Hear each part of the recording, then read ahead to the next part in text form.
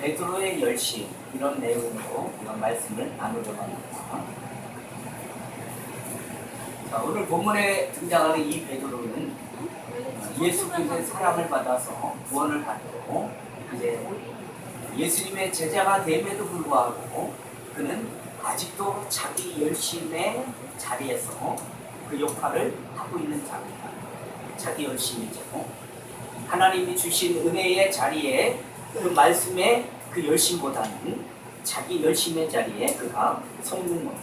그래서 우리는 소위 이런 사람을 육적인 그리스도인이다 이렇게 말합니다. 육적인 그리스도인. 베드로는 언제나 열심을 가지고 일을 합니다. 반면에 언제나 혼을 납니다.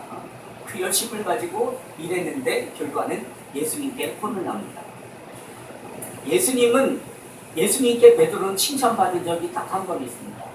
그게 언제입니까? 주는 그리스도시요 살아계신 하나님의 아들이십니다.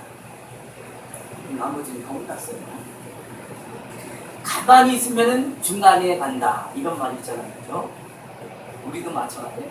가만히 있으면 중간에 가는데 난척을 해요. 아주 난척을 많이 해요.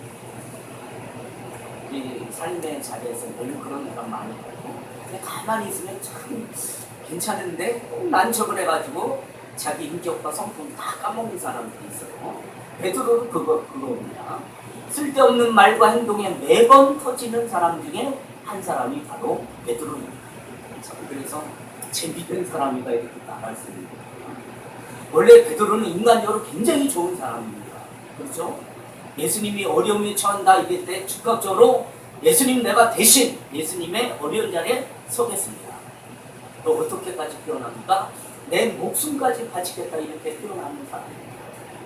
의리가 있죠. 용감한 사람입니다. 그리고 따뜻한 사람입니다.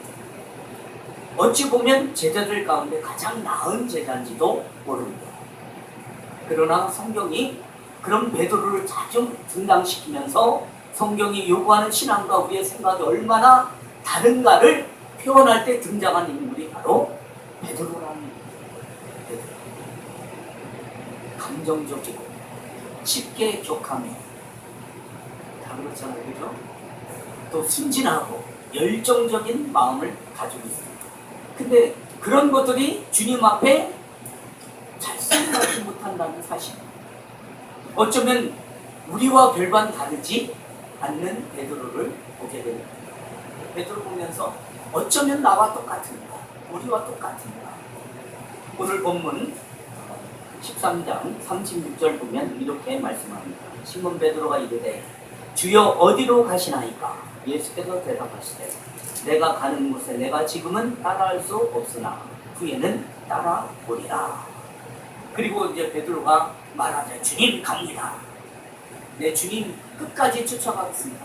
그럴 때 내가 이제 십자가에서 죽게 된다. 이렇게 말할 때 주님! 절대 주님은 죽을 수 없습니다. 제가 대신 죽겠습니다. 까지 예수님께 그렇게 자기의 어떤 성품, 인격을 그렇게 표현하고 있는 거예요. 그럴 때 주님은 그에게 말합니다. 내가 닭이 3번 울기 전에 나를 부인할 것이다. 닭이 울기 전에 내가 나를 3번 부인할 것이다. 참 그런 그 말을 상기하고 예수님 끝까지 따라갔잖아요. 네. 끝까지 따라가서 예수님 부인하지 않아야 되는 네. 뭐 그게 순종이라고 청거리처럼 가서 예수님을 부인합니다. 그리고 결국 닭이 울게 됩니다. 목숨을 버리겠다고 그렇게 각오했던 베드로가 하루 일에 근 시간적으로 말하면 8시간 이전에 그는 부인하는 꼴이 되어버린 겁니다. 신앙생활이 하루도 못 간다는 말이에요. 우리의 신앙생활은 얼마나 지속됩니까? 말씀을 받고 저 얘기하는 겁니다. 말씀 받고 핸들 잡고 운전하는데 1분을 못 갈 때가 많더라고요. 1분을 못 갈 때. 성경이 베드로가 다구기 전에 3번 부인한다는 것은 왜 이렇게 자세히 늘 복음서마다 말하고 있는가? 그걸 통해서 우리에게 지적하는 내용이 있다는 겁니다. 베드로뿐만 아니라 우리에게도 지적하는 거기에 뜻이 있다는 겁니다. 즉 우리의 열심을 가지고 일하는 것이 믿음 생활이 아니라는 겁니다. 내 열심을 가지고 믿음 생활하는 것이 믿음 생활이라고 말하면서 어쨌든 나름 열심히 합니다. 그런데 성경에서는 우리가 가진 기준을 가지고 열심히 내는 것이 믿음 생활이 아니다 이렇게 말하고 있는 거예요. 누굴 통해서? 바로 베드로를 통해서 말해주고 있는 겁니다. 그럼 이제 우리는 그렇게 말할 수 있겠죠. 아니 열심을 빼놓고 어떻게 일을 합니까? 아니 그럼 하는 동 마는 동 해야 됩니까? 이렇게 말할 때 참 그래서 어려운 겁니다. 믿음 생활이 그래서 어려운 겁니다. 신앙이란 무엇입니까? 어떤 경우에도 우리 것을 가지고 열심히 내는 것을 신앙생활이라고 말하지 않는다는 겁니다. 내가 가진 어떤 것을 가지고 하나님을 영광을 위해 나타난다라고 말한다면 그건 신앙생활이 될 수 없는 겁니다. 예를 들면 하나님 내 자녀가 내 남편이 출세하고 좋은 대학 들어가는 것이 하나님의 영광입니다 이렇게 말하는 것은 아니라는 겁니다. 우리는 지금까지 신앙생활 그렇게 하는 거죠. 내 남편이 출세하고 내 자식이 좋은 직장, 좋은 학교 들어가는 것이 하나님의 영광이라 말하는데 여러분 주변에 찾아오세요. 내 사업이 잘 되고 내가 좋은 직장 다니면 하나님 영광 됩니까? 영광이 돼야 되겠죠. 그러나 영광이 그게 하나님의 영광을 드러내는 자리는 아닌 겁니다. 우리의 기준을 가지고 말한다는 것은 그건 신앙생활이라 말할 수 없는 거예요. 내가 좋아하는 것을 내려놓고 하나님이 우리에게 요구하시는 성품, 어떤 기본적인 어떤 뜻, 그래서 도덕법, 하나님 우리에게 요구하는 도덕법, 그리고 그런 원리와 방법을, 목표를 가지고 사는 것이 신앙생활입니다. 우리는 어느덧 우리의 가진 기준을 가지고, 가치를 가지고, 목표를 가지고, 그래서 잘 받아내서 잘 또 드러내는 것이 신앙생활인 양 그렇게 생활하고 있지 않을까. 우리가 가장 좋은 것을 정성을 다해 하나님 앞에 바치는 것이 신앙생활이냐? 그게 아니라는 거예요. 그래서 신앙생활은 참으로 어려운 싸움입니다. 성경이 자주 사용하는 교만하다, 자만하다 하는 말은 자신감에 대한 이야기가 아닌 겁니다. 무엇을 근거로 한 자신감인가를 돌아봐야 되는 겁니다. 예를 든다면 사도 바울은 이렇게 말합니다. 내게 능력 주신 자 안에서 내가 모든 것을 할 수 있다. 그건 얼마나 큰 자신감인지 모릅니다. 그건 백점짜리예요. 그러나 베드로는 주는 그리스도시요 살아계신 하나님의 아들입니다. 그러면서 내가 주님을 위해서 목숨을 바치겠습니다. 주님을 위해 내 목숨을 한결같이 하나님 앞에 바치겠습니다. 이렇게 말하는 것은 어찌 빵점이라는 거예요. 그 차이를 우리가 알아야 됩니다. 그렇게 말할 때 주님이 뭐라 말씀하십니까? 내가 가는 곳에 내가 지금 따라올 수 없으나 후에는 따라오리라. 이번 유럽 여행 간 보니까 베드로 죽는 어떤 모습을 그림으로 그렸는데 거꾸로 이렇게 못을 받고 십자가에 매다는 그림입니다.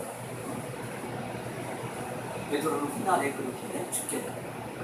그 과정까지 그가 그렇게까지 승리하기까지는 엄청난 많은 훈련을 받게 됩니다. 주는 그리스도시요 살아계신 하나님의 아들입니다 하고 그 길을 가는 것이 아니라 많은 오해와 많은 실수와 많은 부족함을 통해서 얻어지는 그런 결과를 통해서 그가 그 길을 가게 됩니다. 지금 베드로는 자기 기준을 가지고 열심히 주님을 쫓겠다고 말합니다. 자기의 근거, 자기의 심, 자기의 어떤 원리를 베드로 걸 가지고 한다는 것은 자기 것에 불과한 거죠. 주님이 요구하는 자리가 될 수 없는 거죠. 자기 것을 가지고 주님을 따르는 것은 그 자기 것에 불과한 겁니다. 하지만 언젠가는 그것이 제거되고 그리스도의 것으로 충만하게 되면 바로 주님이 따라가는 그 길을 가게 되는 겁니다. 마태복음 10장을 보면 신앙에 대한 오해를 우리는 많이 하는 부분으로 우리는 생각할 수 있는 말씀이 바로 마태복음 7장에 나와 있습니다. 21절부터 23절에 보면 이렇게 말씀합니다. 나 이러므로 그들의 열매로 그들을 알지라. 나더러 주여 주여 하는 자마다 다 천국에 들어갈 것이 아니요 다만 하늘에 계신 내 아버지의 뜻대로 행하는 자라야 들어가리라. 그날에 많은 사람이 나더러 이르되 주여 주여 우리가 주의 이름으로 선지자 노릇하며 주의 이름으로 귀신을 쫓아내며 주의 이름으로 많은 권능을 행하지 아니하나이까 하리니 그때 내가 그들에게 밝히 말하되 내가 너희를 도무지 알지 못하니 불법을 행하는 자들아 내게서 떠나라 하리라. 아멘. 신앙을 하나의 어떤 개념, 어떤 하나의 정성으로 생각하면 그거는 오해하고 있는 거예요.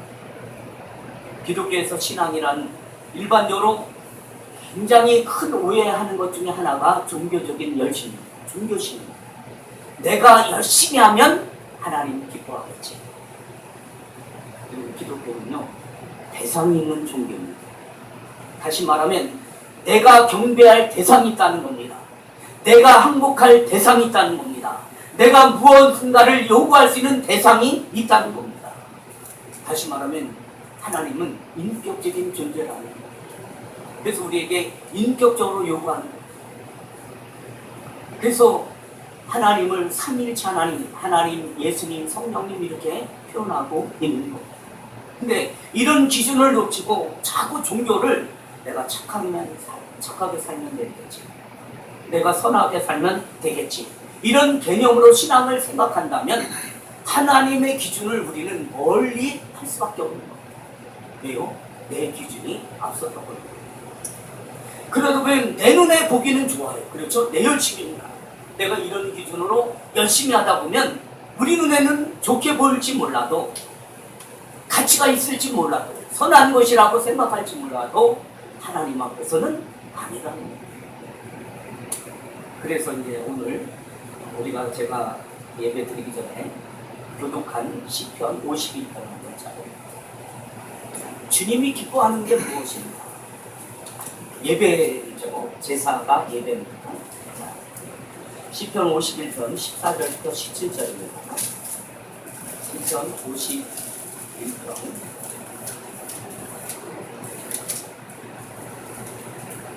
14절부터 17절. 자, 16, 17절 읽겠습니다. 16, 17절. 시편 51편 16, 17절. 16, 17절. 따라오시면 됩니다. 주께서는 제사를 기뻐하지 아니하시나니.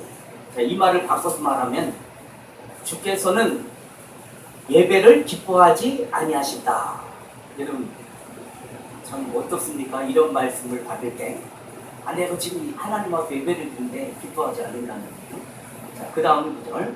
그렇지 아니하면 내가 드렸을 것이라. 주는 번제를 기뻐하지 아니하시나이다. 그럼 하나님 기뻐하는 제사는 뭐냐? 자, 17절에 같이 읽어봅니다. 시작. 하나님께서 구하시는 제사는 상한 심령이라. 하나님이여 상하고 통나는 마음을 주께서 멸시하지 아니하시리라. 아멘. 다윗은 시편 51편의 그 내용을 무엇으로 소개하냐면 상한 심령으로 소개하고 있습니다. 상한 심령이 무엇입니까? 선에 대한 요구는 있는데 행할 능력이 없다는 거예요. 경건은 가지고 있는데 능력이 없는 거예요. 그러니까 상한 심령은 바로 그런 마음인 겁니다. 선을 행할 능력이 없다는 겁니다. 누군가를 도와주고 싶은데 도와주고 싶은 그런 의지가 내 안에 없다는 거예요.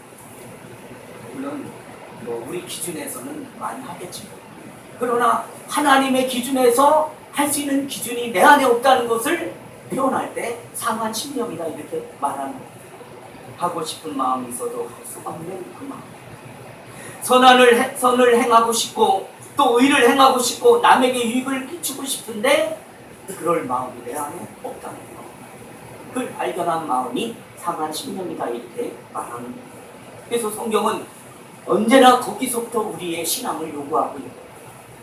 출애굽기 10장, 16장에 보면 홍해 사건을 건너고 난 다음에 14장, 15장에 보면 하나님의 홍해를 건너서 모세가 하나님 앞에 기도를 합니다. 감사의 기도를 하고 찬양을 합니다. 그 16장 와서 그들이 하나님의 기적을 그렇게 경험하고 감사해서 놀란 은혜를 경험했다 이렇게 말하면서 즉각 또 하나님 앞에 불평을 합니다. 우리를 굶겨 죽일 셈이냐. 그리고 16장 13절부터 15절 보면은 하나님은 만나를 그들에게 주십니다. 만나를 주십니다. 만나 이런 뜻이 담겨져 있는 거죠. 이것이 무엇이냐? 이것이 무엇이냐? 놀랍죠? 하늘에서 내려오는데 먹게 되는 것. 이게 도대체 무엇이냐? 이런 뜻이 담겨져 있는 만나. 만나의 허락은 이스라엘 백성들이 하나님의 특별한 중요한 의미가 담겨 있는 것입니다. 지금 이스라엘 백성들은 애굽에 있는 곳이 아닙니다. 가나안 땅에 가지도 않았습니다. 지금 이스라엘 백성은 바로 광야에 있는 겁니다. 가나안 땅 들어가면 만나는 끝이 납니다. 그럼 만나는 어떻게 표현되느냐? 이스라엘 족속이 그 이름을 만나라 하였으며 같이 갖고 희고 맛은 꿀 섞은 과자 같더라. 하나님께서 애굽에서 이스라엘 백성 이끌어내실 때 의됐던 장소는 가나안이지 광야가 아닙니다. 젖과 꿀이 흐르는 땅에 들어가면 이제 만나는 없어지는 겁니다. 그러니까 광야에서 먹을 양식입니다. 그럼 그 먹을 양식 그 만나는 얼마나 맛있었을까요? 아마 우리가 지나다니다 보면 찐빵을 많이 팔잖아요. 저는 찐빵에 대한 일과에 있는 사람입니다. 이 찐빵이 맛있는지 맛없는지 저는 그걸 잘 분별할 수 있어요. 내 기준에서는. 어쨌든 거기다가 팥을 많이 넣고 찰찰하게 이렇게 만든 찐빵 정말 맛있습니다. 근데 요즘에 팥이 비싸서 그런지 팥을 많이 안 넣더라고요. 밀가루가 많아요. 그럼 먹어보면 맛이 없어요. 아마 만나도 그랬을 겁니다. 그 안에 꿀을 잔뜩 넣어가지고 먹을 때마다 정말 꿀과 같은 그런 맛은 아니었을 것입니다. 그래서 만나를 먹는 것이 이스라엘 백성에게는 만족하지 않았을 것입니다. 분명히 그랬을 겁니다. 베드로의 육적인 생각으로 말한다면 이제 주를 위해 내가 무엇인 다 바치겠습니다. 이제 주께서 주시는 이 만나는 꿀이 꽉 찬 그런 만나를 주시오 하는 그런 참된 신앙을 오해하는 육적인 사람입니다. 이스라엘 백성들이 광야에서 그렇게 신앙에 흔들립니다. 바로 베드로의 신앙의 흔들림은 별반 다르지 않았다는 겁니다. 만나는 상급이 아니에요. 특정한 방향으로 이끌어가는 하나님의 어떤 그런 양식인 겁니다. 이게 언제 끝나는 것은 바로 가나안 땅 들어가서 끝나는 양식입니다. 그러나 만나를 그들은 유일한 상급으로 생각한다면 하나님 꿀을 꽉 채워서 만나를 주시면 내가 열심히 하나님을 하겠습니다. 이렇게 시작한다면 신앙은 헷갈리가 됩니다. 내가 뭘 많이 받지만 하나님 만나를 만나로 주실 거다. 이런 기대. 그래서 이스라엘 백성들이 그 광야에서 열심히 낸 것의 결과가 무엇입니까? 내가 가진 열심을 내서 열심히 일한다는 것이 뭐예요? 송아지 만들었어요. 송아지 만들었다는 거예요. 만나는 성급이 아니라 하나님 주신 양식입니다. 성경이 우리에게 주신 것은 하나님이 우리에게 유일한 우리의 소망을 한데 두기 위하여 주신 양식, 만나의 양식이란 영적인 양식이란 말이에요. 근데 이걸 우리의 손을 들고 우리는 이 세상의 가치에 부요함과 풍성함을 누리려고 하나님을 찾고 기도하고 예수님 이름을 그렇게 부르고 있지 않습니까? 우리는 얼마나 베드로처럼 살고 있는지 모릅니다. 얼마나 이스라엘 백성처럼 요구하고 있는지 모릅니다. 한국 신자들의 특징이 뭡니까? 잘 웁니다. 왜 웁니까? 뭐라도 하나 더 주실까봐 우는 겁니다. 자녀들 그렇잖아요. 어릴 때는 안 주면 막 울잖아요. 그냥 하나라도 더 주잖아요. 우리의 신앙생활이 혹시 그렇지 않는가? 유일한 상급으로 생각합니다. 신앙생활은요, 정확합니다. 냉정해야 됩니다. 과거 이스라엘 백성들도 냉정해야 되는데 냉정의 그 현실을 그들은 외면합니다. 그죠? 현실 속에서 만나 먹는 그 훈련의 자리를 광야에 나오면 애굽보다 더 나을 것이라고 생각했어요. 근데 하나님이 광야를 약속으로 주신 땅이 아니잖아요. 가나안 땅을 약속했어요. 그걸 기다림 없이 참지 못하고 인내하지 못하고 그저 불평하는 그런 모습이 오늘 우리에게 있지 않는가. 민수기 11장 가면은 아주 불평에 대한 이야기를 우리는 적나라하게 볼 수 있는 민수기 11장을 봅니다. 민수기 11장 4절부터 6절 4절부터 6절 같이 읽어봅니다. 4절부터 6절 시작. 그들 중에 섞여 사는 다른 인종들이 합력을 품에 이스라엘 백성도 다시 울며 이르되 누가 우리에게 고기를 주어 먹게 하라. 우리가 애굽에 있을 때 값없이 생선과 오이와 참외와 부추와 파와 마늘들을 먹은 것이 생각나거든 이제는 우리의 기력이 다하여 이 만나 외에는 보이는 것이 아무것도 없도다 하니 아멘. 대단하죠. 불평이. 과거에 애굽에서 있을 때의 그 어떤 환경을 통해서 자기가 지금 영적으로 거듭난 은혜의 자리에 있지 못하는 육적인 그리스도, 육적인 사람으로 표현하고 있지 않습니까? 결국 이 불평을 우리는 잘 들어봐야 됩니다. 이 사람들은 애굽에 나오면서 그곳에서 먹었던 것보다 더 좋은 것을 주실 것이라고 아마 기대했던 모양입니다. 오늘 우리도 그렇잖아요. 누가 예수 믿고 잘 산다, 복 받았다 이렇게 하고서 야, 그럼 나도 그 복을 받고 나도 그런 은혜를 누려야지 하면서 예수 믿었는데 결과가 없다. 그럼 아마 똑같이 불평할지 모릅니다. 똑같이 불평할지. 성경에서 40년 이스라엘 백성들의 광야 생활을 회고할 때마다 하나님이 하신 말씀이 바로 이런 말씀입니다. 이 40년 동안 너희가 의복이 낡아지지 않고 신이 헤어지지 아니하리라. 하나님께서 인용하는 말씀은 굉장히 소극적인 표현을 말합니다. 의복이 헤어지지 않고 발이 부르짖지 않았다. 굉장히 소극적인 표현을 합니다. 왜 그런 표현을 합니까? 멋진 홍해를 가른 그런 표현을 한다든가 애굽의 그 군사를 무찌르는 그런 표현을 한다든가 불기둥으로 표현한다든가 이렇게 하지 않고 왜 너무 소극적인 표현을 하십니까? 우리는 이 세상에 사는 동안에 나그네처럼 살아야 된다는 거예요. 여기가 우리의 상급이 있거나 여기에 우리의 쉴만한 처소가 있지 않다는 것을 단언적으로 말하기 때문에 가장 소극적인 표현을 하나님이 하시고 있는 겁니다. 따라서 우리의 영원한 본향은 이곳이 아닙니다. 이곳에서 오래 살며 복받아 남들보다 편안하게 행복하게 사는 것이 우리의 복이 아니라고 간접적으로 말하고 있는 겁니다.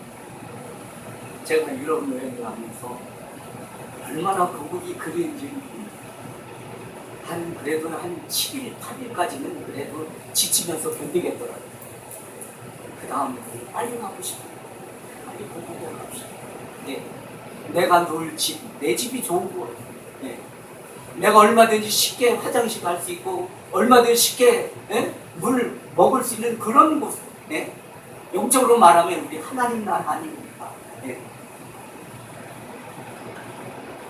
영원한 본향을 찾는 그 은혜의 자리에 내가 있는 그 기쁨, 그걸 회복해야 돼. 하나님이 기뻐하는 자리에 내가 가는 것을 즐거워 기뻐해야 되는데 그런 마음으로 만나를 먹으면 행복하죠. 만나는 그죠? 불평할 게 없는 거예요. 만나를 먹고 난 다음에 또 불평하잖아요. 야, 우리가 여기서 고기를 가마솥에서 먹은 여기 보면 부추도 먹었다, 뭐 오이도 먹었다, 네? 파와 마늘도 먹었다 이렇게 말하잖아요. 만나로만도 족한, 네?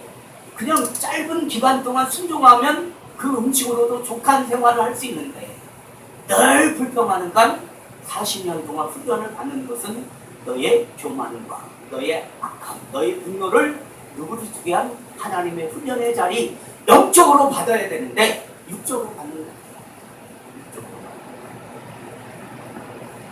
이스라엘 백성들이 시나이 산에 있을 때 모세가 하나님부터 그 법을 받을 때, 율법을 받을 때에 이스라엘 백성이 열심히 낸 것이 무엇입니까? 아론을 앞세워서 송아지를 만들었습니다. 금송아지를 만들었습니다. 그 결과 하나님이 큰 진노를 합니다. 저 같은 하나님이시면 진노하고 만나를 안 주십니다. 진노하시고 하나님도 만나를 내려주십니까? 안 내려주십니까? 내려주십니다.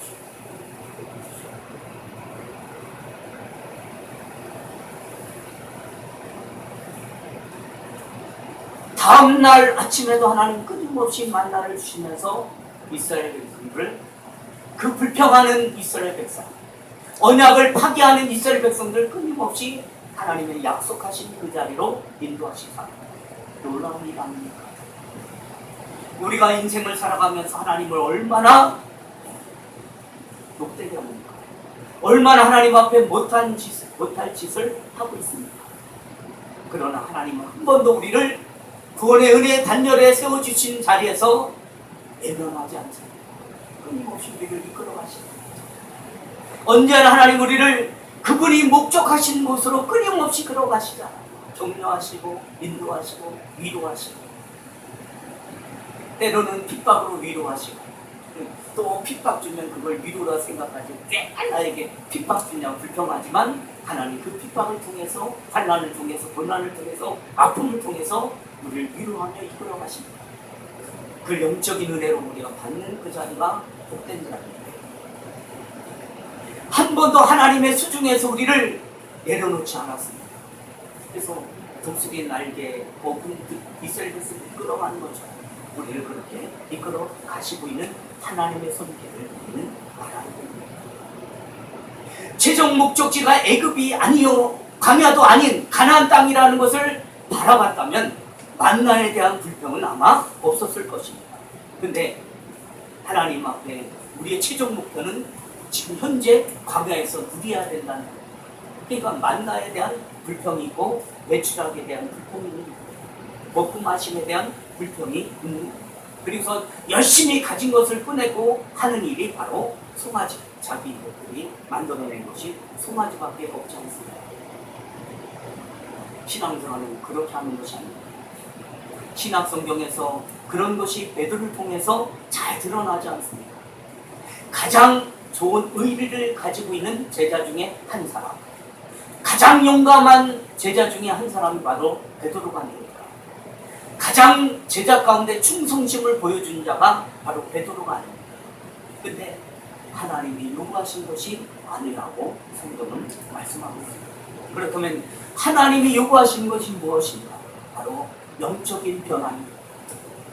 육적인 변화, 더 나아가 영적인 변화를 하나님이 요구하고 있답니다. 우리에게 있어서 매일 만나는 무엇입니까? 바로 말씀이지 않습니까? 성경 말씀이 우리의 만나라고 생각하면서 꼬박꼬박 새끼 드시는데 꼬박꼬박 이 말씀을 잊지 않는다면 우리는 아직도 만나를 만나가지고 불평하는 이스라엘 백성들의 자리에서 있는 모습이 우리의 모습이 아닙니다.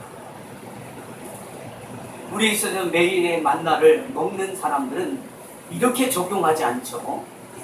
그러나 매일 만나를 먹으면서 매일 만나의 불평이 우리에게 이렇게 요구되고 있지 않습니까? 하나님, 제가 오늘 성경 읽었습니다. 기도했습니다. 그런데 왜 내 소원을 들어주지 않습니까? 만나 먹고 이스라엘 백성이 불평하는 것처럼 우리가 혹 그런 불평을 하고 있지 않습니까? 이것이 베드로의 모습이고 이스라엘 백성들의 모습이 아닙니다. 우리는 이제 차원이 다른 자리에 서 있는 겁니다. 우리는 만나를 먹고 하나님 말씀을 먹고 내가 어떻게 걸어야 하는지, 어디를 향하여 아직도 인내한 자리에 있는가를 확인받고 어떻게 절제하고 어떻게 겸손하고 어떻게 지혜로운 삶을 살아야 할까를 고민하는 우리의 모습이 되어져야 된다는 겁니다. 106편을 읽어보면 굉장히 중요한 말씀이 우리에게 요구되고 있습니다. 106편